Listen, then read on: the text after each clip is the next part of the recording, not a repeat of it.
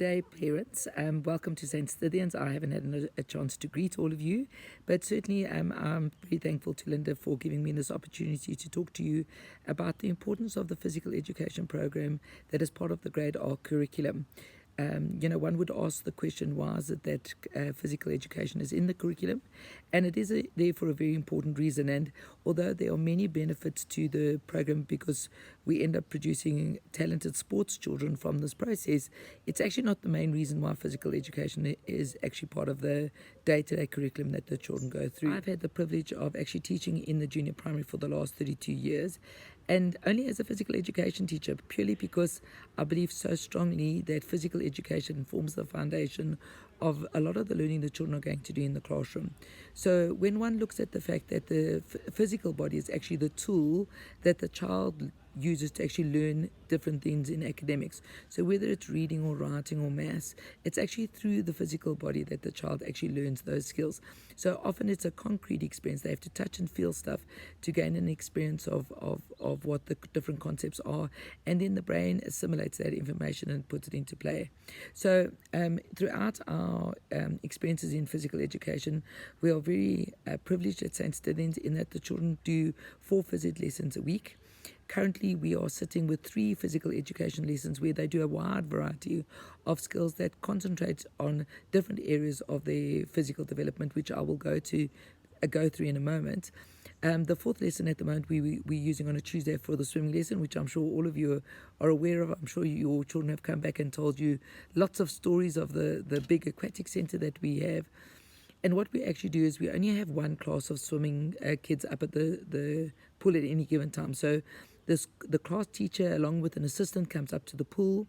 We divide the children up into their ability groups. Ideally, by the end of the Grade R year, I would like all the children completely waterborne, which means that they are able to actually swim a minimum distance of around 6 meters and able to get out the pool on their own without any kind of assistance at all, whether it's from a coach or from any kind of devices. So ideally, they should have that all done by the end of their Grade R year, so that once they move into Grade 1, they are doing more stroke correction, and as well as that, they are then also preparing for the gala that comes as part of the Grade 1 year.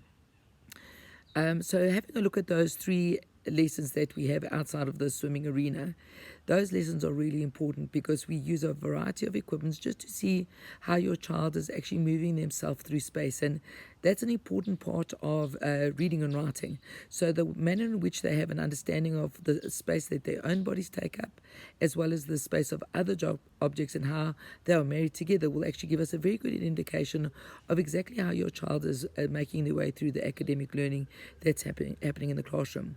We have a close relationship with the teachers, and we will often give them feedback on children that we're really happy with, that they've made great progress, children that we may be a little bit more concerned about, and we will obviously raise why we're concerned about those children. And then also we're always watching out for the little ones with regard to an emotional component as well, because very quickly you can see how confident they are, how competent they're feeling, and we are able to relay that information to the teacher, because it's with an I can attitude that we then see children coming through and learning skills that they hadn't been exposed to before.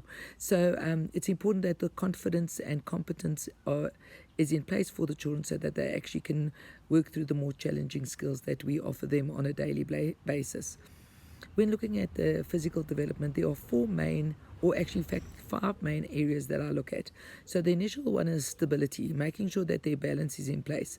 Now the balancing system or the stability system is very reliant on the information the senses are actually in fact giving the brain. So your vestibular system, your proprioception system, your eyes, your ears, your sense of touch. Those senses are all giving your brain information which the brain has to interpret, and once it's interpreted that information, it then has to send out a command to the parts of the body to follow an instruction so that the child is completing a task accurately. So, for example, one of the funniest things I learned as a parent was the fact that a child can hear but not necessarily listen. So listening is a trained skill. So when one thinks of those many hours that you stood teaching your child how to walk, teaching them to listen can be just as painful. So it is a learned skill, and it's really important that the children learn to follow commands that are laid in sequence. So you must start with 1, then go to 2, then go to 3, as they are going to rely on that auditory processing skill as they move into the higher grades, especially in the academic classrooms. So once we've looked at the stability, and the stability and the senses work together, we then move on to the locomotion. And so then adding momentum to a movement tells us exactly how much control your child has of the body parts. And it's in there that we often will see children that possibly have weaker core strength, that they don't always produce the skills with the required quality. So often, for example, I'll say to a parent, can your child skip? The parent will say, absolutely, they can skip. When I go and look at the skipping, they can skip. It's recognizable as skipping, but it isn't with the quality that we require. So it's the same as when you watch a little 3-year-old run, for example. They will often run with their arms straight. That's absolutely fine when you're 3, but when you're 5, ideally you should have a bent elbow and a running action that alternates with your feet, so the arms and legs work alternately rather than that the left and right side work at the same time. So although the skills are often intact, it's actually in the grade R year that you need to start refining your locomotion skills. So you're skipping, you're hopping, you're jumping, galloping, moving forwards, moving backwards. It's important that we add quality to those movements, and also a certain element of endurance. So we will often see that they can run for 30 seconds, but they can't run for a minute. And, the school day is tough. They need the stamina to work at their desktops and not tire, because when their muscles tire, they lose concentration. And then the teacher is marking what's on the piece of paper. And in reality, it's not a reflection of their intellectual ability, but rather that their body's tired. And that's why possibly they lost a couple of marks because of that. So very important that we build the stamina endurance aspect when doing the locomotion. Finally, the last aspect that we incorporate into our program is manipulation, and that is using different parts of the body to interact with pieces of equipment. So tennis balls, bean bags, big balls, hoops, hockey sticks, tennis rackets, and they have to basically interpret the space that the equipment takes up with their bodies, and then to actually produce a successful movement pattern with it, something that's recognizable with quality. The question is, why would that part of it be so important? Well, when you look at it, the alphabet is made up of circles and lines. And so the circles and lines, depending on where they're placed, in front of a line in front of a circle or behind a circle, changes the letter from a B to a D or a P to a Q. So that spatial interpretation and that spatial experience with manipulative skills, i.e. ball skills, actually helps the child develop an understanding of themselves in space, spatial awareness, and the spatial awareness of objects. And they're going to rely on that quite heavily when they're getting to the reading and writing in grade R and grade 1. So as a quick overview, you can see that there's many different things that we focus on. The Phys is an important part of it.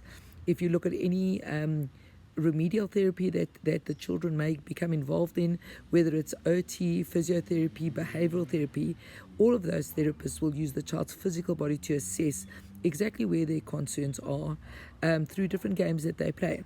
By the same token, once they've ascertained exactly what the concerns are, they would then also develop a physical program to help the child work through those concerns and strengthen those weaknesses. I believe that if we run a strong physical education department, we actually often are able to avoid remediation, because those children are doing exactly the activities that are working on their stability, working on their locomotion, their manipulation skills, improving endurance, improving core strength, which is everything that they need to have a successful day in the class. Linda has my contact details. If you have any concerns or any queries, if there's an area that is raised as a concern for your child, I have lots of material that we can give you as home programs that you can actually then use at home. They're not work related. I believe that the kids will do far better activities that they're having fun at. So you are more than welcome to contact me and ask me any questions. I'm there to help as much as I possibly can, and there to make your child the strongest possible learner that we can in the academic classroom via their physical bodies. Thank you for your time. It's wonderful to be a part of your children's lives and a part of their education. Good evening.